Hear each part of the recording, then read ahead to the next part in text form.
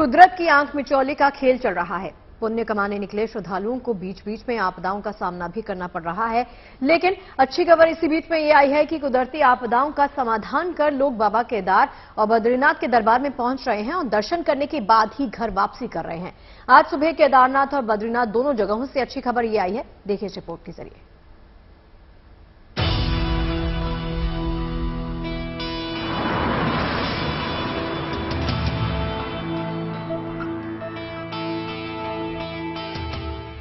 चारधाम यात्रा शुरू होने के बाद से ही प्राकृतिक व्यवधान और कार्मिक समाधान का सिलसिला जारी है।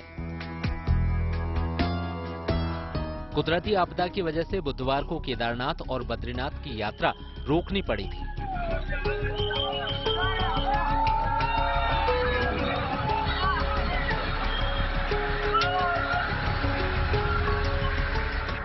लेकिन एनडीआरएफ और एसडीआरएफ के साथ प्रशासन की त्वरित कार्रवाई की वजह से शुक्रवार को दोनों ही परम धामों की यात्रा दोबारा शुरू कर दी गई। दरअसल बुधवार देर शाम बद्रीनाथ राष्ट्रीय राजमार्ग पर जोशीमठ पीपलकोटी के बीच हेलंग में जबरदस्त लैंडस्लाइड हो गया, जिसकी वजह से बद्रीनाथ की यात्रा अचानक रोकनी पड़ गई। हेलंग में हुए भूस्खलन की वजह से बद्रीनाथ जा रहे हजारों तीर्थयात्री रास्ते में फंस गए। यात्रा रुक जाने की वजह से बद्रीनाथ राष्ट्रीय राजमार्ग पर गाड़ियों का लंबा तांता लग गया। लोगों की परेशानी को शिद्दत से महसूस करते हुए प्रशासन ने श्रद्धालुओं के लिए चाय पानी वगैरह की व्यवस्था की, जिसकी वजह से लोगों की रात कटी। इस बीच एनडीआरएफ और एसडीआरएफ के जवान पूरी रात रास्ते से मलबा हटाने में जुटे रहे। करीब 13-14 घंटे की मशक्कत के बाद रास्ता क्लियर हो गया और श्रद्धालुओं ने राहत की सांस ली। बद्रीनाथ के साथ केदारनाथ से भी शुक्रवार सुबह अच्छी खबर आई। केदारनाथ के पैदल मार्ग पर भैरव गदेरा में गुरुवार को एक बार फिर ग्लेशियर टूट कर गिरने से श्रद्धालुओं को आगे जाने से रोक देना पड़ा। गुरुवार दोपहर 2 बजे भैरव गदेरा के पैदल रास्ते पर अचानक ग्लेशियर टूटकर गिर पड़ा। गनीमत ये रही कि हादसे के वक्त रास्ता खाली था, यात्री या घोड़ा खच्चर वहां नहीं थे, वरना बड़ी दुर्घटना हो सकती थी। ग्लेशियर टूटकर गिरने का मंजर देखकर कई लोग चीखने चिल्लाने लगे। बहरहाल हादसे के बाद से ही एनडीआरएफ की टीम बर्फ हटाने के काम में युद्ध स्तर पर जुट गई और शुक्रवार को पैदल श्रद्धालुओं के लिए रास्ता खोल दिया गया। इससे पहले भैरव गदेरा में ही बुधवार को भी ऐसे ही ग्लेशियर टूटकर गिरा था, जिसकी वजह से यात्रा रोकनी पड़ी थी। तब भी प्रशासन ने एनडीआरएफ के साथ मिलकर पैदल मार्ग से बर्फ हटाकर गुरुवार सुबह यात्रा दोबारा शुरू करवाई थी। साफ है कि कुदरत चारधाम यात्रा पर निकले श्रद्धालुओं के धैर्य और साहस की परीक्षा ले रही है, लेकिन पुण्य कमाने के लिए घर से निकल पड़े श्रद्धालु कुदरत की चुनौतियों का मुकाबला करते हुए आगे बढ़ रहे हैं और दर्शन के बाद ही वापस लौट रहे हैं। चमोली से कमल नयन सिलोड़ी के साथ bureau report, good news today.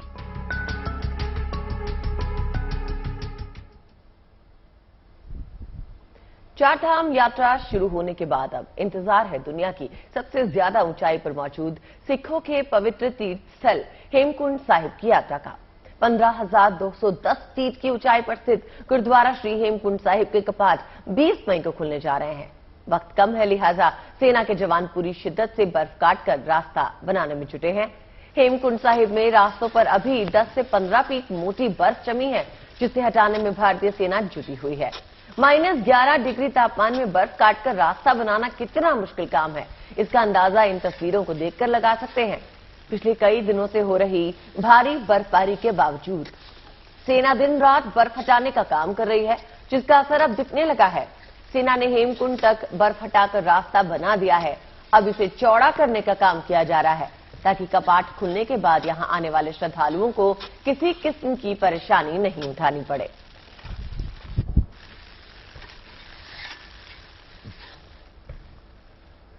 देश के कई हिस्सों में भगवान नरसिंह के अवतरण दिवस का उत्सव धूमधाम से मनाया गया। उज्जैन में बड़ी तादाद में भक्त भगवान नरसिंह की पूजा अर्चना के लिए इकट्ठा हुए। राजस्थान के पाली में भी बड़े ही पारंपरिक अंदाज में भगवान नरसिंह की पूजा की गई है।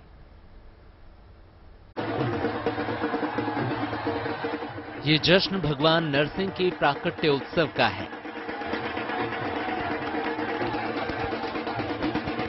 महाकाल की नगरी उज्जैन में भगवान के दर्शन के लिए भक्तों का सैलाब उमड़ पड़ा।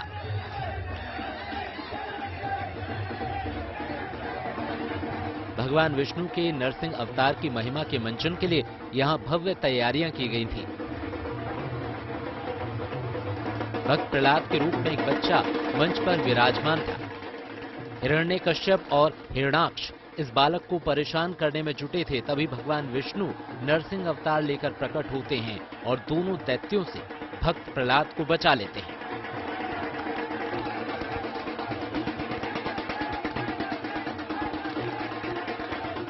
उज्जैन में बरसों से नरसिंह अवतार के इस पर्व को बड़े उत्साह के साथ मनाया जाता है।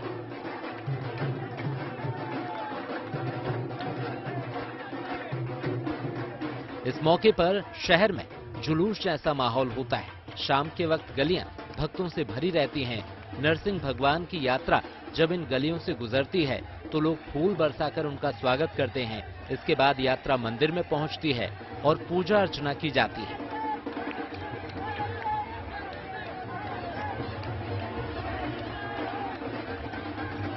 ब्रह्मा जी के द्वारा हिरण्याकश्यप ने वरदान मांगा था कि मैं दिन में मरूं ना रात में मरूं ना अस्त्र से मरूं ना शस्त्र से मरूं, नर से मरूं ना नारायण से मरूं। तो भगवान ने खम्भ में से प्रागट्य होकर के और अपनी गोदी में लिटा करके अपने हाथ के नखों से उसका शरीर का छेदन कर दिया। आज भगवान नरसिंह भगवान का प्राकट उत्सव है। यहाँ आज साल में एक बार भगवान सबको दर्शन देने के लिए खुद निकलते हैं और यहाँ भक्तों की भीड़ उमड़ती है और हम भी यहाँ प्रसाद लेने और उनके दर्शन करने के लिए आए हैं। भगवान नरसिंह की कृपा सब पर बनी रहे। राजस्थान के पाली में भी भगवान नरसिंह के प्रकट होने के उत्सव का मंचन किया गया। दैत्यों के राजा हिरण्यकश्यप और हिरण्याक्ष के रूप में दो कलाकार भक्त प्रहलाद को डराने की कोशिश कर रहे हैं, जबकि बालक रूप में भक्त प्रहलाद दैत्यों से भयभीत हुए बिना भगवान का नाम जप करते हुए दिखाई दे रहे हैं। ये दोनों दैत्य सड़क पर भी मौजूद लोगों को परेशान करते हैं। इसके बाद भक्त की रक्षा के लिए भगवान नरसिंह प्रकट होते हैं और हिरण्यकश्यप और हिरण्याक्ष का वध करते हैं। मैं पिछले 15 सालों से नरसिंह भगवान बन रहा हूँ और बहुत ही बढ़िया अनुभव होता है। भगवान किसका प्रतीक माना जाता है? इसमें मेला क्यों मनाया जाता है? विष्णु भगवान का प्रतीक है और विष्णु के 5वें अवतार है और हिरण्यकश्यप को लोगों से बचाने के लिए ये भगवान ने अवतार लिया था। पाली में भगवान नरसिंह के प्रकट होने का उत्सव हर साल इसी तरह उत्साह के साथ मनाया जाता है। पाली से भारत भूषण जोशी के साथ bureau report, good news today. आज बुद्ध पूर्णिमा है। बुद्ध पूर्णिमा यानी भगवान बुद्ध के अवतार का दिन। आज के दिन गंगा में स्नान का विशेष महत्व माना जाता है। मान्यता है कि बुद्ध पूर्णिमा के दिन गंगा या किसी दूसरी पवित्र नदी में डुबकी लगाने से सभी मनोकामनाएं पूरी होती हैं और यही वजह है कि हरिद्वार की हर की पैड़ी में सुबह से ही श्रद्धालुओं का तांता लगा है। लोग हर की पैड़ी पहुंचकर गंगा में आस्था की पवित्र डुबकी लगा रहे हैं। गंगा स्नान के अलावा लोग आज पूर्वजों के लिए तर्पण और दान पुण्य भी कर रहे हैं। दरअसल मान्यता है कि आज ही के दिन भगवान विष्णु नरसिंह अवतार के रूप में प्रकट हुए थे और अत्याचारी हिरण्यकश्यप का वध किया था। इतना ही नहीं, आज ही के दिन भगवान कृष्ण ने सुदामा को विनायक उपवास रखने का महत्व भी समझाया था। गंगा स्नान आज हम करने आए हैं और बहुत अच्छा आनंद मिल रहा है हमको। यहाँ पर बहुत अच्छा लग रहा है हमको। आज बुद्ध पूर्णिमा के दिन गंगा स्नान का अधिक महत्व होता है, तो इसलिए हम स्पेशली नोएडा से यहाँ पे आए हैं। तो गंगा मैया से ये प्रार्थना करते हैं कि सब भारतवासियों के लिए ये दिन शुभ हो, खुशियाँ लाएं और सब परिवार सकुशल रहे। भीड़ को मेंटेन करने के लिए और जो हमारा लॉ एंड ऑर्डर सिचुएशन है उसे मनाने के लिए हमने बाहर से फोर्स बुलाई है। हर ड्यूटी पॉइंट चिन्हित हो रखे हैं, वहाँ पे फोर्स डिप्यूट हो गई है।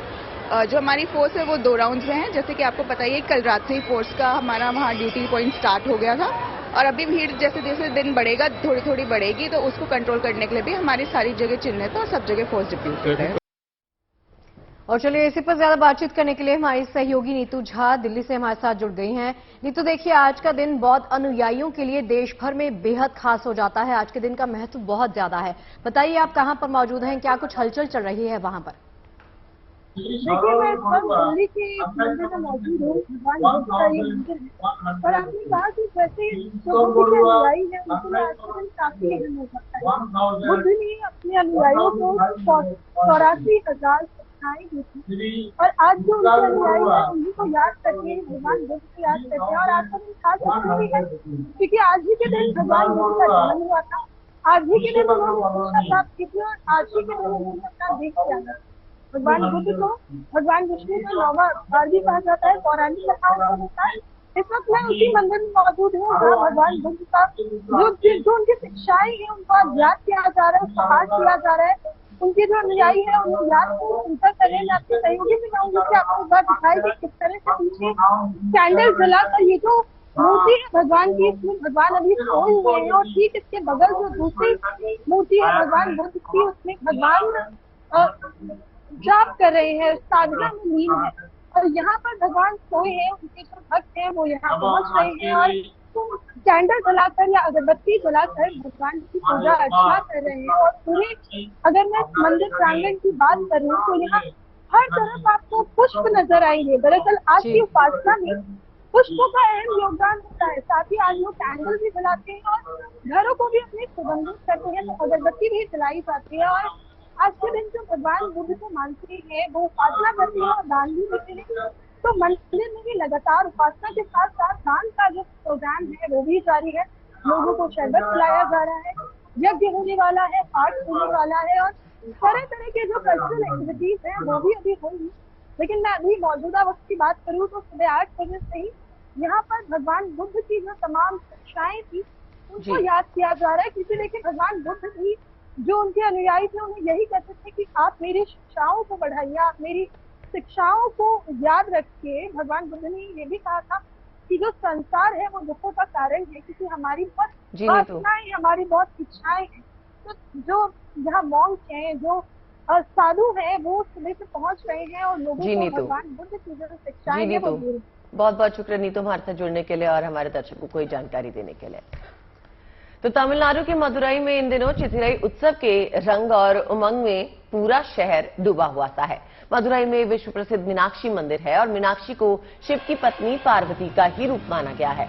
हर साल चैत्र माह के शुक्ल पक्ष की एकादशी से लेकर पूर्णिमा तक देवी मीनाक्षी का विवाह पर्व मनाया जाता है।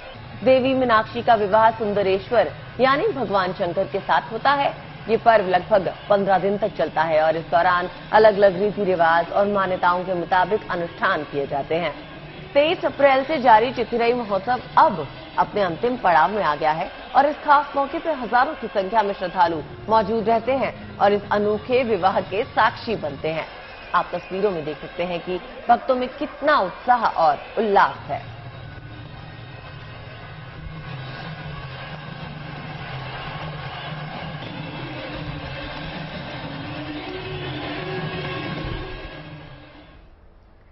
देखिए आज केवल ज्योतिष ही नहीं बल्कि दुनिया भर के खगोल शास्त्रियों की नजरें भी आसमान पर टिकी होंगी क्योंकि आज बुद्ध पूर्णिमा पर साल का पहला चंद्र ग्रहण लगने जा रहा है।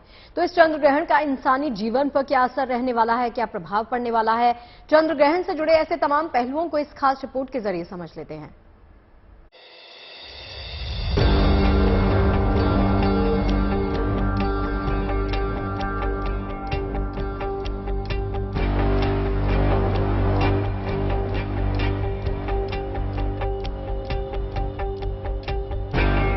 आज रात 8:44 पर आसमान में एक खगोलीय घटना घटेगी। पृथ्वी की छाया चंद्रमा पर पड़ने से चंद्र ग्रहण लगेगा। 130 साल बाद बुद्ध पूर्णिमा पर लगने वाले इस खास चंद्र ग्रहण के ज्योतिषीय मायने बेहद खास हैं। देखिए, चंद्र ग्रहण जब भी लगेगा उसकी पहली शर्त यही है कि वो पूर्णिमा पर लगेगा। ऐसा माना जा रहा है कि बुद्ध पूर्णिमा पर लगभग 135, कुछ लोग कह रहे हैं, कुछ लोग 139 कह रहे हैं कि इतने वर्षों के बाद बुद्ध पूर्णिमा पर चंद्र ग्रहण का संयोग बना हुआ है। हमेशा इस बात को याद रखिए कि ग्रहण काल में अगर आप पूजा उपासना करते हैं या ध्यान करते हैं तो उसके परिणाम बहुत शुभ होते हैं। आप चंद्र ग्रहण की घटना को तो बखूबी समझते होंगे, लेकिन ये चंद्र ग्रहण उपछाया कहा जा रहा है। ऐसा क्यों होता है? क्या है ये उपछाया चंद्र ग्रहण? इसे समझना भी जरूरी है। उपछाया ग्रहण में पृथ्वी बीच में नहीं आती, लेकिन लगभग बीच की स्थिति की वजह से पृथ्वी की छाया चंद्रमा पर पड़ती है। यानी चंद्रमा दिखाई तो देता है लेकिन वो मालिन्य दिखता है, चंद्रमा ढका हुआ नहीं दिखता, चंद्रमा थोड़ा धुंधला दिखता है, थोड़ा सा उसका रंग जो है वो छाया की वजह से बदल जाता है। हालांकि ये चंद्र ग्रहण भारत में दिखाई नहीं देगा, जबकि यूरोप और एशिया के ज्यादातर हिस्सों में ये उपछाया चंद्र ग्रहण नजर आएगा। वहीं देश दुनिया में इस चंद्र ग्रहण का क्या असर पड़ सकता है, ये भी जान लीजिए। देखिए, चंद्र ग्रहण जो है वो सबसे ज्यादा असर डालता है जल तत्व पर, और हमारी पूरी दुनिया का 70% हिस्सा लगभग जल से बना हुआ है। अब चंद्र ग्रहण जब भी आएगा उसके 15 दिन आगे या पीछे एक तो क्लाइमेटिक चेंजेस होंगे, प्रकृति में परिवर्तन होंगे, और साथ ही साथ प्राकृतिक आपदाओं के आने की संभावना थोड़ी बढ़ जाती है। दूसरा, चंद्रमा संबंध रखता है राजनीति से, क्योंकि चंद्रमा को ज्योतिष में हम रानी या दूसरा राजा मानते हैं। तो राजनीतिक चीजों में पूरी दुनिया में परिवर्तन होगा। कहते हैं कि चंद्रमा का हमारे मन पर काफी असर रहता है। ऐसे में सवाल उठता है कि क्या चंद्रमा की उपछाया भी हमारे मन पर उतना ही असर डालेगी जितना कि पूर्ण चंद्र ग्रहण? उपछाया चंद्र ग्रहण का जो प्रभाव है वो उतना ज्यादा तीव्र नहीं होता जितना ज्यादा तीव्र सामान्य चंद्र ग्रहण का प्रभाव होता है, लेकिन प्रभाव होता है। और उपछाया चंद्र ग्रहण जो है वो लोगों के मानसिक स्थिति पर या छोटी छोटी बीमारियों को पैदा करने में ज्यादा भूमिका निभाता है।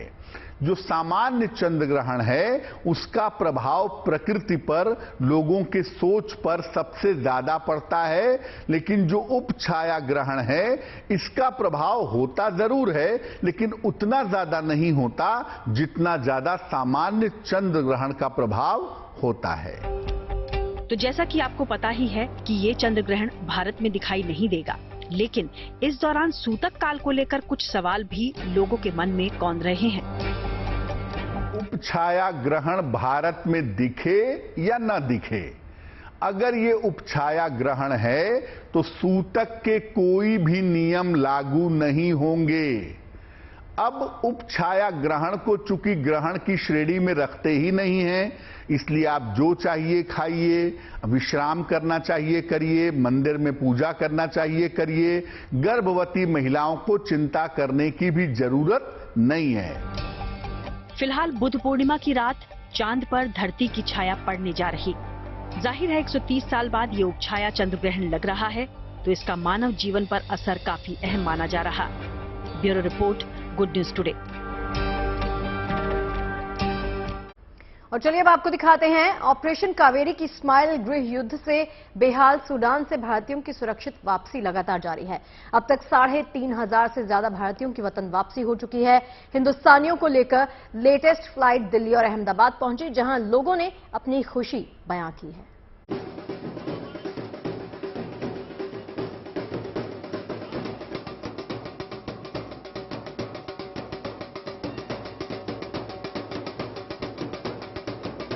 जारी है सूडान से भारतीयों के सुरक्षित लौटने का सिलसिला। वतन वापसी पर खुशी से खिले लोगों के चेहरे।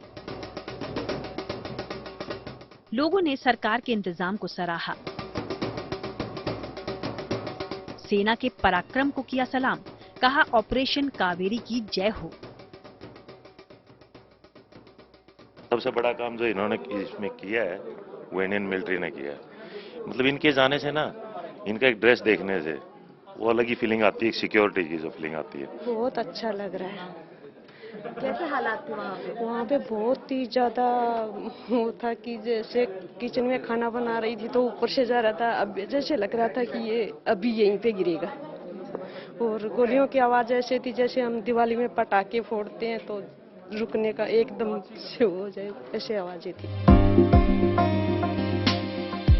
कमाल ये है कि अब सूडान से फ्लाइट भारत पहुंच रही है, यानी सूडान से निकाले गए भारतीयों को विमान के जरिए सीधे भारत लाया जा रहा है। जितना जल्दी हो सके उतना जल्दी बैचेस बना के वो इवैक्यूएट करते थे। अभी तक जो भी बैचेस थी इस कावेरी ऑपरेशन में वो वाया जिद्दा थ्रू इवैक्यूएट हुए, लेकिन हमारी जो लास्ट बैच थी ये direct from Port Sudan to Ahmedabad पहुंची है। दुनिया का चाहे कोई भी कोना हो, संकट चाहे जैसा भी हो, हर हालत में भारतीय सेना मुश्किल में फंसे लोगों को निकालती आई है। हिंदुस्तान से सूडान की दूरी 5000 किलोमीटर से ज्यादा की है, लेकिन अप्रैल में जब वहां के हालात बिगड़े और लोगों की जिंदगी खतरे में पड़ी, तब अपने नागरिकों को बचाने में सबसे आगे रहा हिंदुस्तान। अच्छा किया है सर, बहुत बढ़िया किया है। भूलेंगे नहीं जिंदगी में, ऐसे अच्छा कोऑपरेशन किए लोग सब, पूरा गवर्नमेंट हो या हमारे सेना हो, सब कुछ बहुत अच्छा ये करके आदमी लोग को सुरक्षित लेके आ गए। बस सूडान में गया था अपनी नौकरी छोड़ने, काम करने के लिए। वहाँ पे जब ये बमबारी हुआ था सब लोग घर में एकदम डूबके हुए थे, जहाँ वहाँ यहाँ वहाँ वैसे तोप गोले छूट रहे थे। सब लोग जैसे कि यही लगता था कि अब लोग यहाँ से जाएंगे नहीं, अब यहीं पे रह जाएंगे। लेकिन इधर ये मोदी जी की गवर्नमेंट और मंत्रिमंडल मिलके हम लोग को वहाँ से अच्छी तरह से निकाल के यहाँ तक ले आई। इसके लिए मैं अपने देश के, अपने लोगों को बहुत आभारी हूँ। सुरक्षित भारत वापस आ गए, कैसा लग रहा है आपको? बहुत अच्छा फील हो रहा है, ऐसा हो रहा है कि मैं फिर से एक बार पृथ्वी पे आ गया हूँ अपने लिए।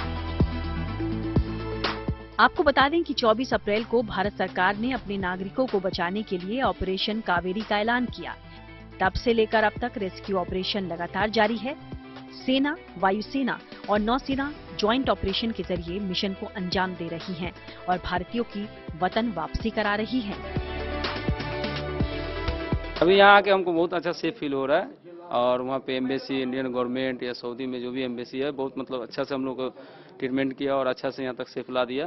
मैं बहुत थैंकफुल हूँ। प्रधानमंत्री मोदी जी का भी बहुत बहुत शुक्रिया अदा करना चाहते हैं। हम बहुत बुरी तरीके से फंसे हुए थे वहाँ पे। हम मेन जहाँ पे कॉन्फ्लिक्ट था, खार्तूम सिटी, बाहरी, उंदरमान, हम वहाँ पे फंसे हुए थे। और वो ऐसा जोन था कि एक तरफ मिलिट्री वाले थे और एक तरफ उनकी पैरामिलिट्री थी, और बीच में हम लोग थे। लेकिन हम अपनी एम्बेसी का, अपने देश के जवानों का, एयरफोर्स का बहुत बहुत धन्यवाद करना चाहते हैं कि हमें वहां से उन्होंने किसी तरह निकाल लिया। हम कह नहीं सकते थे किस तरह हो रहा है, बॉम्बार्डिंग हो रही थी, सरेआम लूटिंग हो रही थी। वतन लौटने वालों ने जब सूडान के हालात को बयां किया तो रोंगटे खड़े हो गए। लोगों ने बताया कि सूडान की स्थिति बेहद खराब है। हिंसा के बीच बम, गोलियों की आवाजें गूंजती रहती हैं। सभी भगवान से यही फरियाद कर रहे थे कि वो किसी भी तरह अपने घर पहुंच जाएं। ऐसे में जब ये सुरक्षित अपने वतन पहुंचे तो इनकी आंखों में खुशी के आंसू थे। इस बीच ताजा खबर ये है कि युद्धग्रस्त सूडान में सेना और अर्धसैनिक बल आरएसएफ के बीच 7 दिनों के लिए संघर्ष विराम पर सहमति बनी है। ये संघर्ष विराम 4 मई से लागू है और 11 मई तक चलेगा। इससे सूडान में बचे हुए भारतीयों की निकासी में और तेजी आ सकती है। Bureau report, good news today. बात कर लेते हैं देश में मेडिकल क्रांति की दुनिया में एक नया नाम जुड़ गया है, रोबोटिक सर्जन का। देश में बना पूरी तरह से स्वदेशी सर्जिकल रोबोट।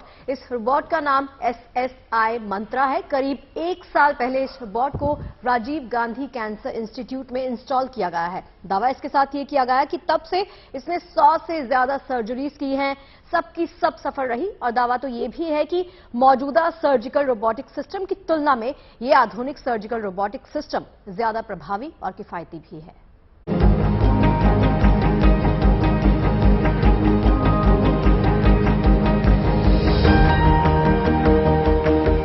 दिखने में ये मशीन भले ही जटिल लग रही हो, लेकिन इसने जटिल सर्जरी को भी बेहद सरल बना दिया है। देश का ये पहला made in India surgical robot है जिसका सक्सेस रेट 100% है। मतलब ये कि इस स्वदेशी डॉक्टर रोबो ने अब तक 100 से ज्यादा सर्जरी की हैं। दावा है कि सभी सर्जरी पूरी तरह सफल रही हैं। हमारे सामने मौजूद है भारत का पहला स्वदेशी सर्जिकल रोबोट। इसको नाम दिया गया है SSI मंत्रा। SSI मंत्रा को बनाया है भारत की कंपनी SS इनोवेशन ने और अभी तक इसे भारत के कई अस्पतालों में इंस्टॉल कर दिया गया है। एसएसआई मंत्रा को सबसे पहले इंस्टॉल किया गया भारत के cancer hospital Rajiv Gandhi cancer hospital में। अभी तक ये रोबोट 100 से ज्यादा सर्जरी कर चुका है और इसका सक्सेस रेट 100% है। मेड इन इंडिया के तहत इस रोबोट को बनाया गया है। हम कह सकते हैं कि ये भारत का पहला देसी रोबोट है। भारत के इस पहले डॉक्टर रोबो का नाम है एसएसआई मंत्रा, जिसे गुड़गांव स्थित स्टार्टअप कंपनी एसएस इनोवेशन ने बनाया है। जबकि इस रोबोट का डिजाइन डॉक्टर सुधीर श्रीवास्तव ने किया है, जो खुद जाने माने रोबोटिक कार्डियक सर्जन हैं। दावा है कि ये रोबोटिक मशीन हमारे देश और दुनिया भर में सर्जरी के तरीके में क्रांतिकारी बदलाव लाएगी। न सिर्फ इससे जटिल से जटिल सर्जरी आसान होगी, बल्कि किफायती होने के साथ साथ मरीजों के लिए फायदेमंद भी साबित होगी। ये सारी जो स्पेशलिटीज हैं हेड एंड नेक से चेस्ट में, हार्ट में, एब्डोमेन में, तो छोटे छोटे चीज़ों से ये सारे कॉम्प्लेक्स ऑपरेशन किए जा सकते हैं। इसका सबसे बड़ा फायदा होता है कि जो ट्रॉमा होता है, बड़े इंसिजन, एक तो इंसिजन्स नहीं होते हैं, दूसरे पेशेंट्स जो होते हैं इतना दर्द नहीं होता है, और हॉस्पिटल में कॉम्प्लिकेशंस कम होती हैं और ब्लड यूज़ बहुत कम हो जाता है, और ये पेशेंट अस्पताल से भी जल्दी निकाले जा सकते हैं और जब घर जाते हैं तो बहुत तेज़ी से रिकवर होते हैं।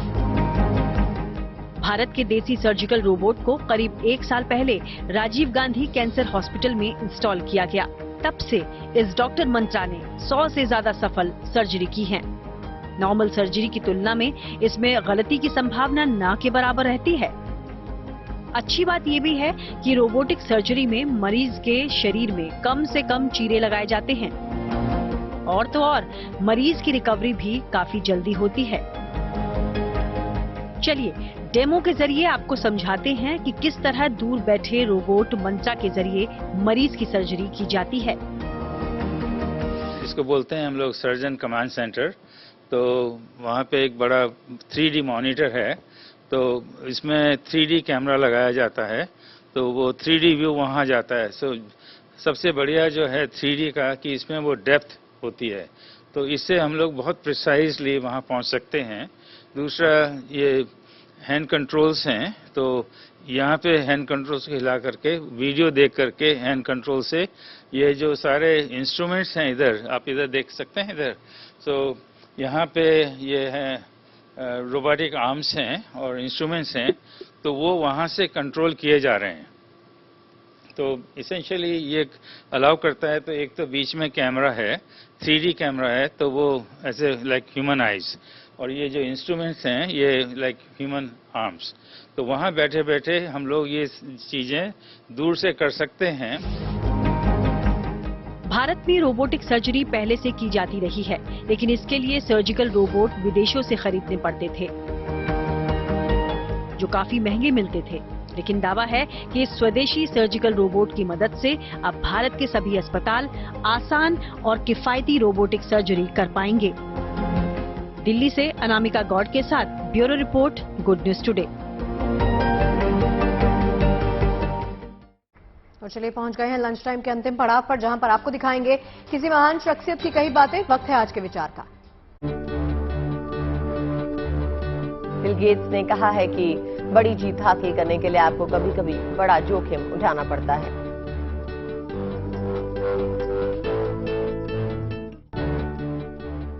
उम्मीद है खबरों के इस लंच टाइम में आपको पेट भर जानकारियां मिली होंगी। और चलिए इस बात के साथ छोड़ जाते हैं कि लंच टाइम में दिलचस्प मेन्यू के साथ हम आएंगे आप सभी के सामने सोमवार को। बहुत ख्याल रखिए, देखते रहिए गुड न्यूज टुडे।